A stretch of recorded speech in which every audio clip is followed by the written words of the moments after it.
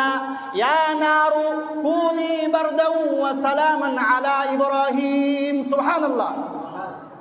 আল্লাহ তাআলা আগুনকে ঘোষণা দিয়ে দিলেন, কুলনা ইয়া নার, হে আগুন, তোমার সৃষ্টিকর্তা আমি রব, তোমার মধ্যে যে তাপ, তোমার মধ্যে যে উষ্ণতা, এটা দিয়েছেও আমি, তোমার সৃষ্টিকর্তাও আমি, তোমার মধ্যে যে জ্বালানোর ক্ষমতা আছে এই ক্ষমতাও আমারই দেওয়া, অতএব আমি রব, তোমাকে ঘোষণা দিচ্ছি, আমি তোমার রব, তোমাকে হুকুম করছি, কুনি বারদান ওয়া সালামান আলা ইব্রাহিম, তুমি ইব্রাহিমের জন্য ঠান্ডা হয়ে যাও। সুবহানাল্লাহ। ঠান্ডা হয়ে যাও বলে আল্লাহ তাআলা শেষ করেন নাই।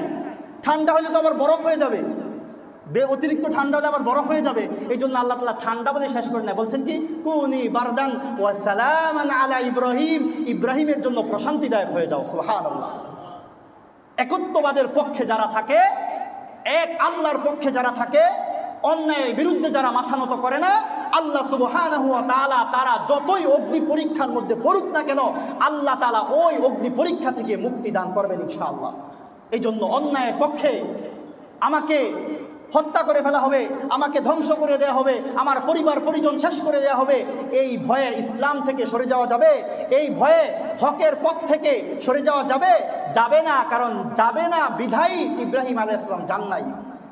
ইব্রাহিম আলাইহিস সালাতু ওয়াস সালাম হচ্ছেন আমাদের ধর্মীয় পিতা।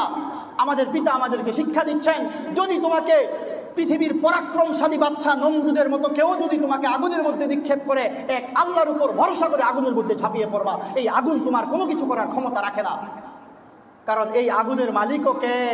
যেই রবের ইবাদত করতে গিয়ে আমি বাধার সম্মুখীন হচ্ছি, ওই রবই হচ্ছে ওই আগুনেরও মালিক।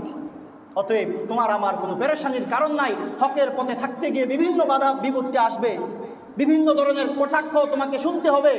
এই ধরনের কথা তোমাকে যাতে হকের পথ থেকে টলাইতে না পারে, সরাইতে না পারে, এটা হচ্ছে আমাদের ইব্রাহিম আলাইহিস সালাতু ওয়াস সালামের শিক্ষা।